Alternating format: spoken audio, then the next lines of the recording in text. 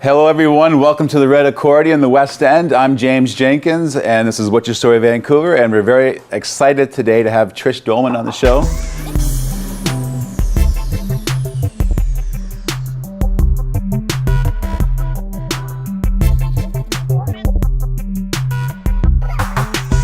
Let's just get right into it then. Maybe tell us a little about your origin story, your background, where you're from. Well, I was born here in British Columbia, in a very small town called Lytton.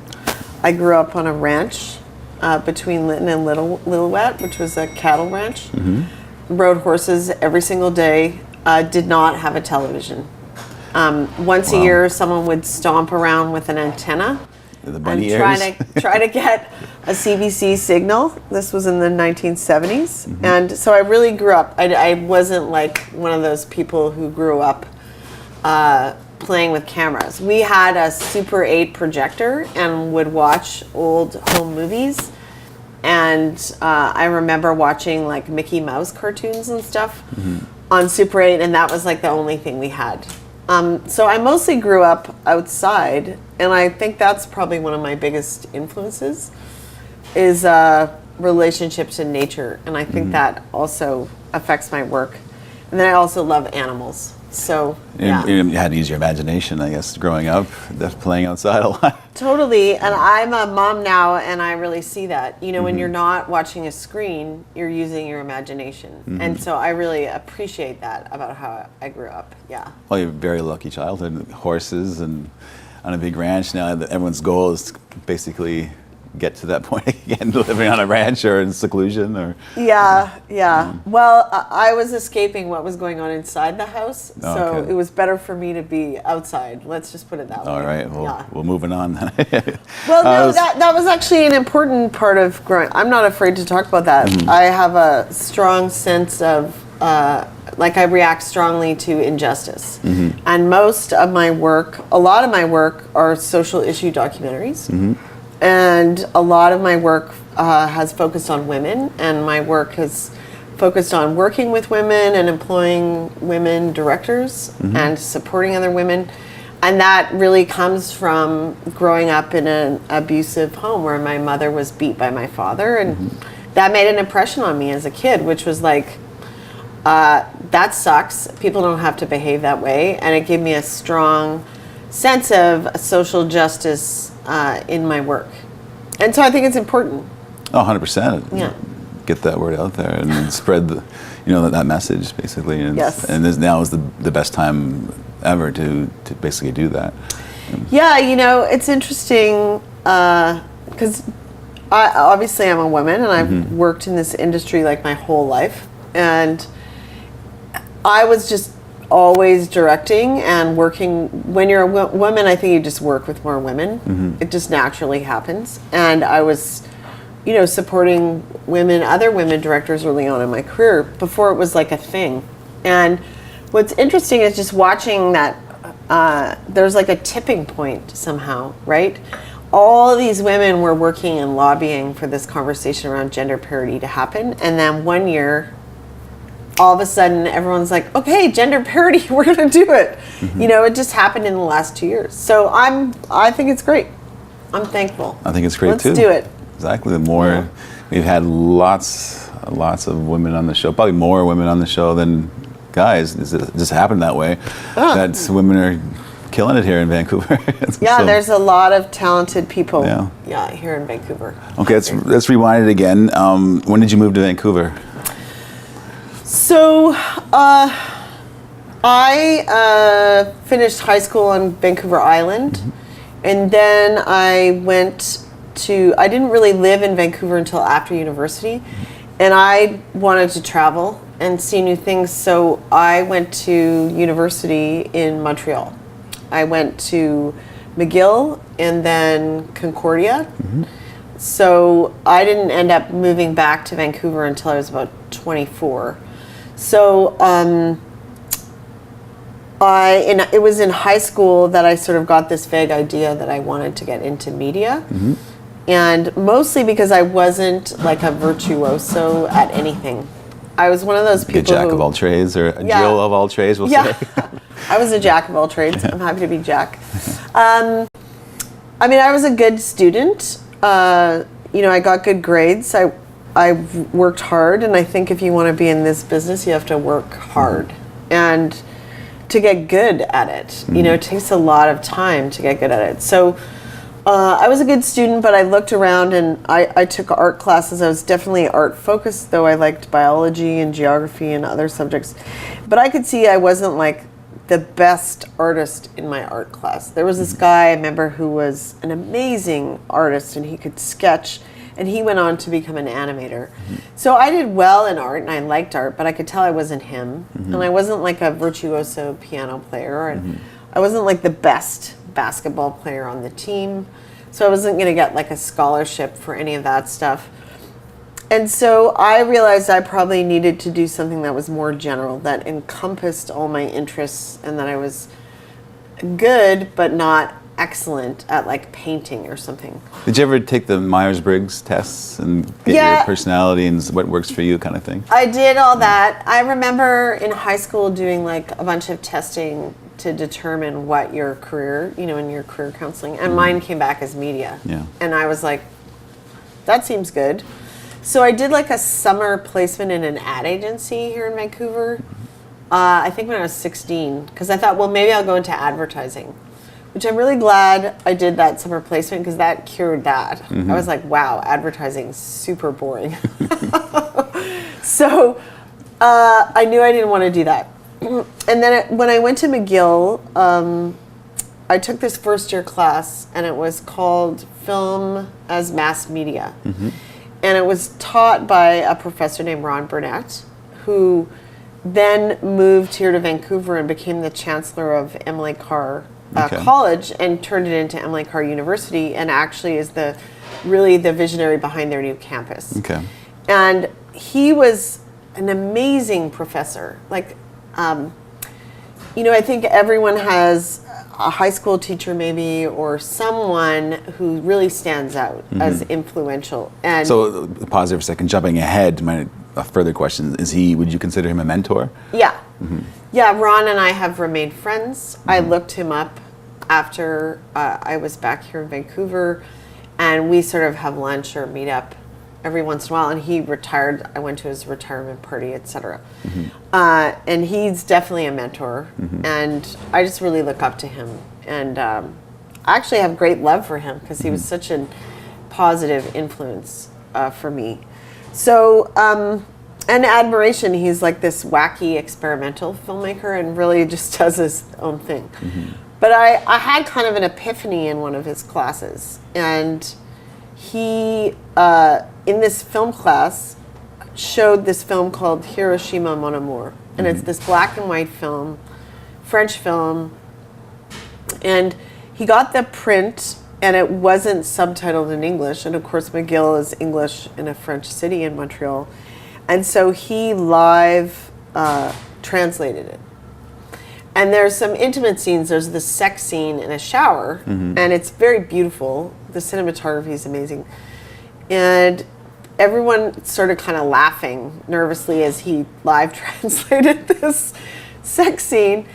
And the format of the class was you watch a movie, and then there's a lecture after about it, and then you usually write a paper. And McGill's a difficult school. It's hard to get good grades. Like, I was an A+ student, and I got my first C+ at McGill, and I was like, holy shit. Anxiety. So Sean's actually a graduate from music. McGill. I got a full scholarship for music. Oh, that's great. So I had to maintain a 4.0 or else I would lose it. Yeah. I went bald.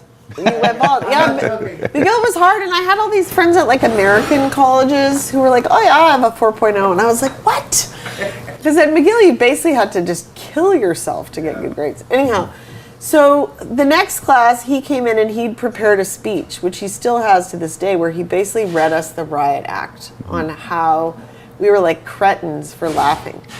And I had this epiphany in that class because he was so passionate. And his passion combined with the impact of the film, I had this kind of moment where I was like, wow, film is a medium that can change the way people think. And I was like, that is what I want to do. I was like, amazing. I want to be involved in something that can help change the way people think about a subject, and that's been kind of my motto ever since. I was going to ask, is that your mission statement, I guess, at Screen Siren? Is that what you Yeah, want to accomplish? I think at the company, Screen Siren is going to be 21 years old this year. Is it 21? What year are we in? No, 22. 19. It's going to be 22 years since I incorporated Screen Siren. And kind of our unwritten motto is that everything we do, all the films and television we do, has to some way change the conversation. And it can be subtle. It can be changing the conversation emotionally. Like the very first feature film I produced is a film that I remain very proud of called Flower and Garnet. And that was just more about emotion and, people, children and a family recovering from grief and how people deal with grief to like really much more overt socio-political stuff. Like I directed a film about Paul Watson, who's an environmental activist. I have a lot of interest in environmental activism and reflecting what's going on with the environment, and I do a lot of that in my film work, and then also I do sculpture and do that in my sculptural work too.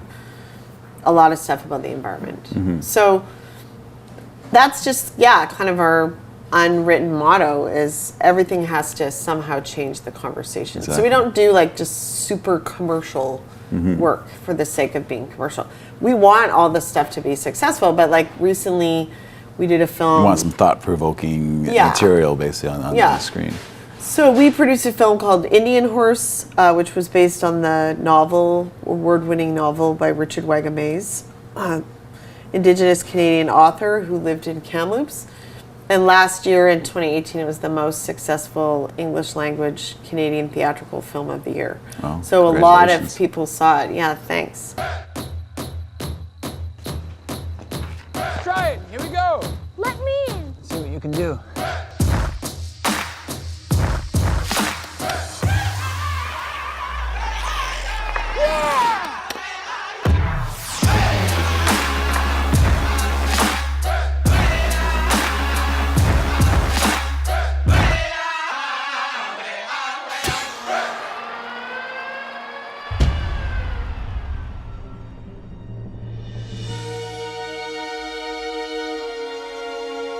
They said I should tell my story. Mama! The Lord God is your father now. The rink became my escape, the game my survival. Father, he's the best player on the rink. This is your way out. Your way to a better life. Told me many hearts beating together makes us stronger.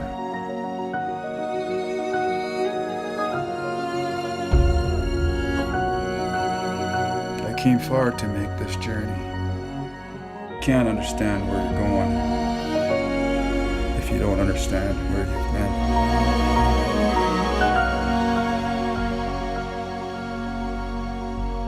And executive producer on that was Clint Eastwood, Clint Eastwood. was the executive producer. So he is friends with our director, Stephen Campanelli, who has worked with Clint for 22 years and has shot as a camera operator all of Clint's films, and now is working with Clint as a second unit director on his films.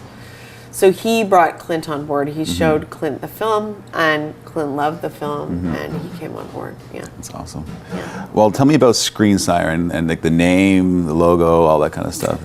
And what do you do at Screen Siren? Yeah. So okay. Yeah. So I started Screen Siren 22 years ago, and I really didn't know what to call it. I had had a company before that with a friend from high school, which I really don't recommend starting a company with friends from high school when you're young, because do it, but it's probably not going to work out. It's a good learning experience. And it didn't work out, so it was really clear to me what I wanted to do, which is I wanted a company that could produce film and television. That's what I wanted to do.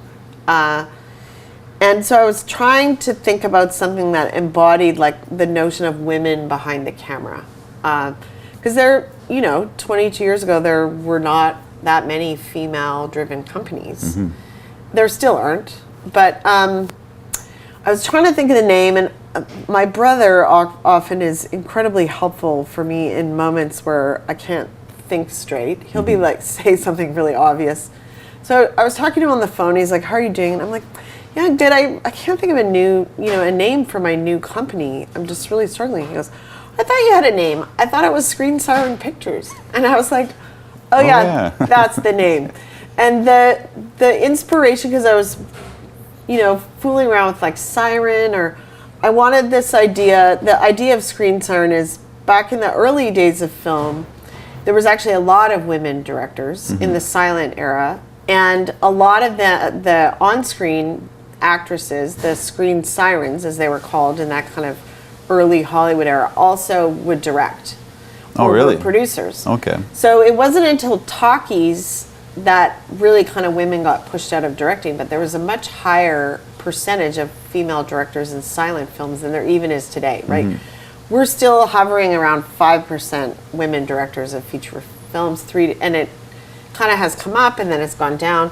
TV, we're at about 27% of women in key creative roles. So that was an inspiration to me. It was kind of an homage to those early women, those early trailblazers who were the screen sirens of the era. Most people don't know Lucille Ball was such a heavy hitter back in the day too. She was pretty powerful in Hollywood. Yeah, she would not, most people know her from I Love Lucy, but no, she was, extraordinarily powerful behind the camera too. She was producing and directing, I believe. But there was like Ida Lupino, lots of women directors. So I was just inspired by them.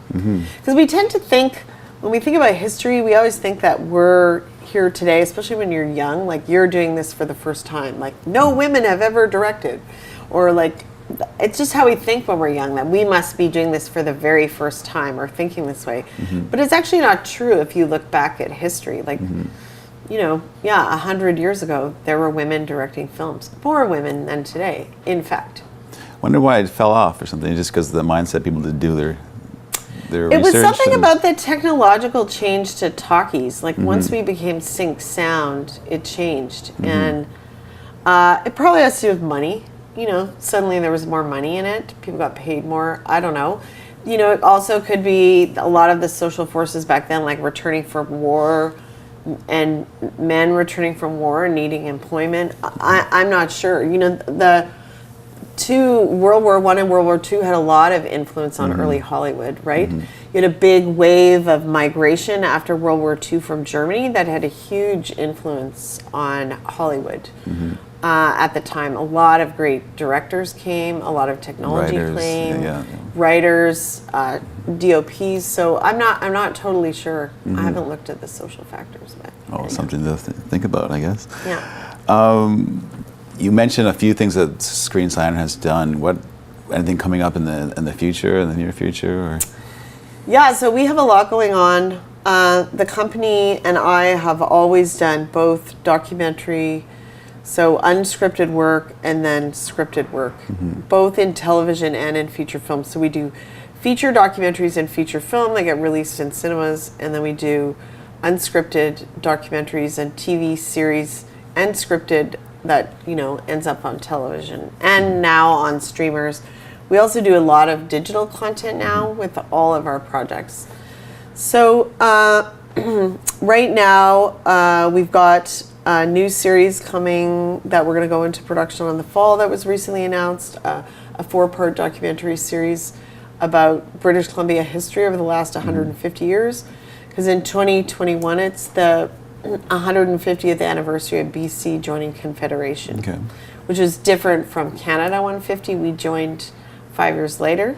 So we're really going to look back at the last, just very limited to the last 150 years of BC history, who are the people and the forces that created this province that we are today. So I'm pretty excited about that.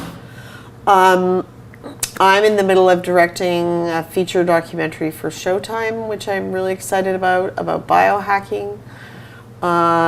We've got another feature doc that we've just done a deal with Bell Media, with a great director out of Toronto. We've got some feature films coming up next year. we'll shoot a feature film that Graham Manson wrote called The Keeper, historical psychological thriller. That's exciting. How do you find your content or ideas? Do people pitch you, or do you just find your own thing? Or It's a combination. You know, we get a lot of people who come to us with project ideas.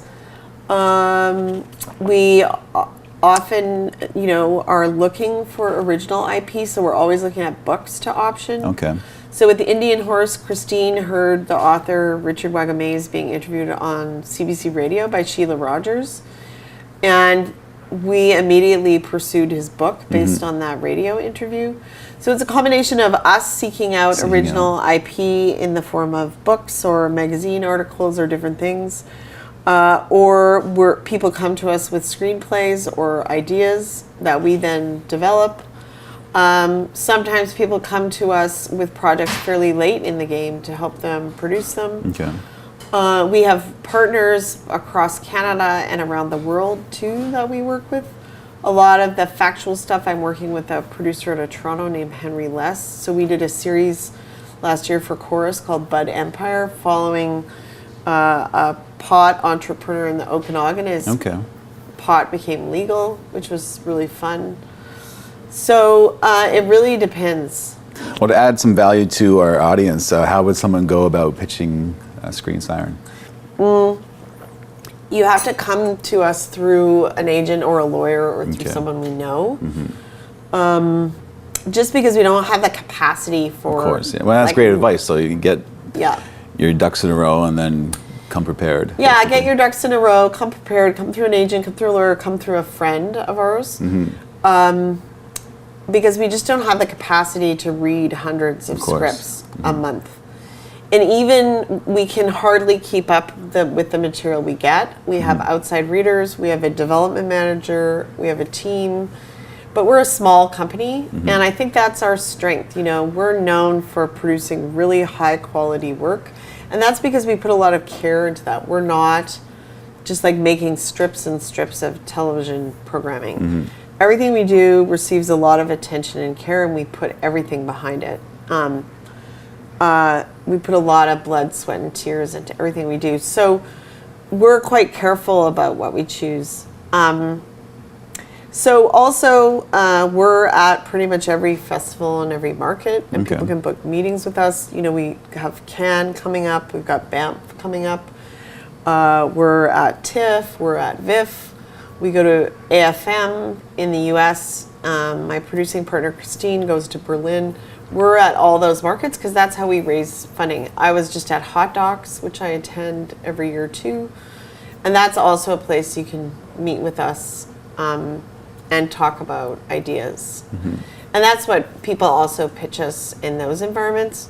We're just emailing us an unsolicited script. Hey, not by the way, I like- got a script. You Yeah. might like it. I don't know.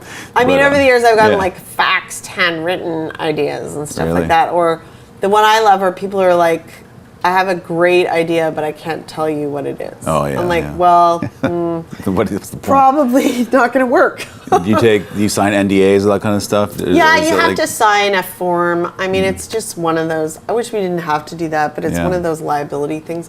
I mean, when I went to university, you know, we studied Aristotle, and there's only 10 stories. And some people, when they're starting out, don't actually know that there's 10 archetypes, and Yeah, we're exactly. just retelling those same stories all over. So nothing is actually really unique. Yeah, like there's a book called Save the Cat, and it's kind of like the Cole's Notes for screenwriting, basically, right? And, Right. and it talks about that. There's like certain things that have to happen on certain pages, and Yeah. have to happen. There's only certain stories that you can tell, basically, right? Like there's the monster in the house, or there's the quest for the golden fleece, that kind of stuff, right? Yeah. So yeah, you're right. Yeah, at the core of every story, there's just a certain archetype or plot that we're always going to follow. You know? Exactly. So, and I think what's great right now is with all the streaming platforms, Netflix and Amazon and Hulu, and more emerging every day, is we're seeing new forms of storytelling emerging in longer form, and that's great. So you're seeing shows that would have never been given the light of day on conventional television are emerging because of these platforms. Or TV is finding bigger audiences by also going on these platforms. So you look at something like Letterkenny, would have never been commissioned on conventional television, but it really emerged from Crave and has like this very specific audience. And I just think there's so many opportunities right now for different kinds of storytelling and for different voices to emerge rather than the conventional voices, and that's great. Yeah, it's great. Yeah. What have you learned so far working in film? That's a huge question. I mean, there's like 100 million Exactly. lessons. There's not just one. Well, give me a few like top things that you think. Well, I feel like, you know, one of the things I love about what I do is that every project is new. Every project's like a new degree, you know? New problems, New problems and new discoveries. subject matter. So, like, I'm doing this film about biohacking right now. I didn't know anything about that. And so I feel like, especially in documentary, everything you tackle is you're really deep diving, especially in a feature documentary, into the subject matter. Like, I know way more about pot than I ever wanted to, doing a series about pot. Doing Indian Horse, I really learned a lot about residential schools. I learned a lot about reconciliation and where we're at. And I grew up in a primarily Indigenous community, so I knew about that, but I also had to learn a lot about who I am and my relationship with Indigenous people and how I can work to improve that. And I really enjoy that process. And, you know, we're committed to being allies to the Indigenous community and to Indigenous filmmakers, so we're supporting a lot of Indigenous filmmakers. But there's a constant learning curve there about that conversation, because it's an evolving conversation. It's not static. So I like that, and I like the challenges sometimes that presents. What about like running a team and that kind of thing behind the scenes? Yeah, so specifically in filmmaking, I think some of the things that I learned early on are, one, people want to know if they're going to invest in you, they want to invest in a long-term relationship. Okay. They want to know you're not going to go into real estate next week, that you're just kind of trying this out for fun. And that, you know, people that I met early on who kind of express that are people that I'm still working with today. So I've been doing this now for, you know, 27 years, and I'm working with some of the people, like on this series we're doing for Knowledge, it's with Rudy Boutniol, who I took a pitching workshop with probably 20 years ago. And so people want to invest in you and the longevity of your career and nurture. When they're looking at, when you're young, they're looking at nurturing talent. And so you have to be mindful of those relationships early on and cultivating them and not being a jerk, basically. Don't be a dick. Don't be a dick. Don't be a dick. It's Don't be a number dick. one rule, I suppose, in working in film. Yeah, because people notice. And I think there's much less tolerance for that today than there has been. So think about the longevity of relationships that you're creating. And then also, I think, you know, the film industry, especially once you start working with LA, it's like shark-infested waters, right? And so you need to navigate those waters and find people who you can have relationships with, who share your values, who you can then progress those relationships and work with. Because I don't like working with assholes, you know? Life's too short for that. Just can't do it. Don't need that stress. You have to find people that you connect with.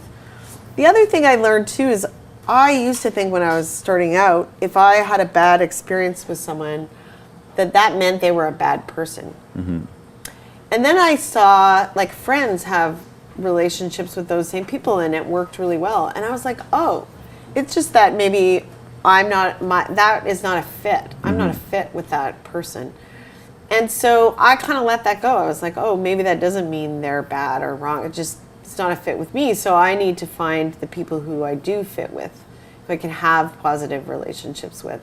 And that's really worked for me really well, because I'm always looking at that, whether it's in Los Angeles or here or in Europe. It's like, who do we have good relationships with? Who do we have simpatico with? Pursue the projects with them. And then what I'm also liking about where I'm at in my career is I really know what I'm doing. And that feels good. Like I feel like every time I approach something now, it's like, I know how to do this. Like on the producing side or on the directing side, I really know what I'm doing now. Well, and so I can approach things with a lot more confidence, Exactly. which I like. Yeah. And it just makes you love your job more, maybe. You get out of bed a little faster. Like, yeah, I'd have, you know, I think everyone goes through like an arc being in this business, whether you're producing or directing or writing or anything, being a grip, where I think about midpoint, you kind of hate it, and you think about getting out. okay. And it just because the hours are so long and it's stressful, and I think people think like the grass is always greener, like, and most people at some point thought they might become a director. And the truth is, very few people are going to become a director, and we need to find satisfaction in what we're really good at. So you might be like a super gifted focus puller. I have a friend who's super talented, and he went through that time of being really frustrated and looked at starting a restaurant. And I think that was a really invaluable thing to do, was to look at doing something else, and it made him appreciate what he was good at. And he really came back to film, really refocused, and is now operating and is gaining a lot more satisfaction. But I think it's easy when you're in the trenches to think the grass is greener. I've had sound recorders be like, I can direct. I've been watching directors like my whole life. I can totally do that. And it's actually not true. Of course. It's just not true. I always admired the actors that directed and acted at the same time, and like how, like Clint Eastwood, for instance, like how does he do that? I couldn't imagine. Well, doing I that. know how he does that from working with Steve. He surrounds himself with really, really talented people. Exactly. Who pick up because of course, if you're acting and directing, your focus is very bifurcated, and you can't be watching all the details.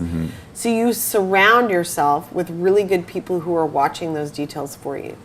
So Steve, when he's camera operating with Clint, he's really setting everything up for him and kind of floor directing, and that's how his relationship evolved into him second unit directing. You surround yourself with super talented people, and that's what I'm seeing now. I'm now working with some, like, my editor in documentary is, I think, one of the best editors in the country, a guy named Nick Hector. And once you work with that level of people who are also so supportive of you, their ego is not in the way. They're not trying to prove anything. They just want to help you make a really good film. That's such a relief. And I feel like when you're starting out, it's hard for your ego not to get in the way. Okay. And I see a lot of conflicts amongst younger filmmakers that I had too. And I think you just have to go through that, because we're all trying to figure it out when we're younger. Like, what does it mean to be a producer or a director or a writer? What are the rules? But I really enjoy that now, because I'm working with some really top shelf people, and that makes my job so much easier. Like, it's actually relieving to do that. Exactly. Because I see how that enables me to make the work better. And that's what I'm striving for, is always to make the work better. Always better and better. Always better and better. Yeah, and even, I've executive produced some Hallmark movies, and I always turn to the people in the art department, like, can we do this better? Can we make this better? Otherwise, why even do it? And they're excited. Yeah. Creative people are excited to be asked to do things better. And they're always like, oh, yeah, we can do better, for sure. And it's like, well, why not? If we're going to make a Hallmark movie, why don't we make it the best Hallmark movie ever made. Exactly. And that's just my attitude about all the work. Like, how do we make it better? You have to have that goal, I suppose, right? It's the Yeah. journey. Okay, last question is a three-parter. Okay. I want to know the best piece of advice you've ever received, and I want some advice for up-and-coming producers and women in film. Working in Advice. Okay. Some of the best advice I've ever heard is pee after you have sex. Okay.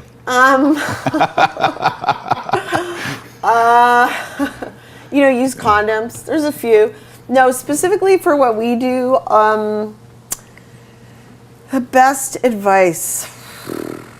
You know, I think there's a couple things I've learned, which is timing is everything. Okay. You know, I've gone out with projects and been rejected by everyone.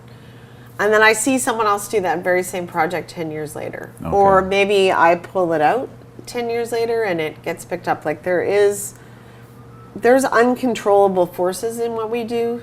And so sometimes it's about timing. So don't beat yourself up over something because it Yeah. could still happen, basically. And, you know, you have to be really persistent to make things happen. But there's a fine line between persistent and being a dick. Yeah. And, Delusional. you have to really listen to the feedback you get.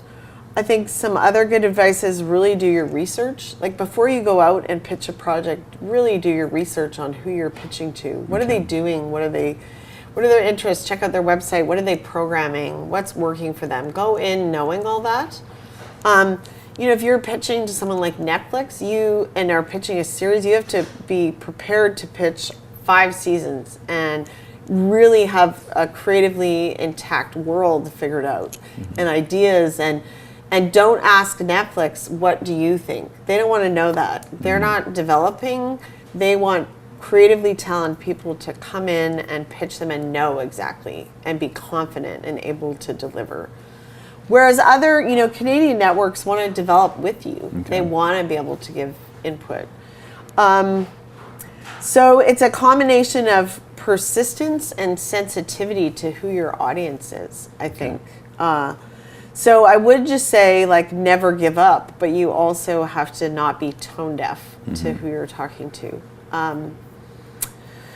I think my advice to women is, like, we're at this amazing time of opportunity.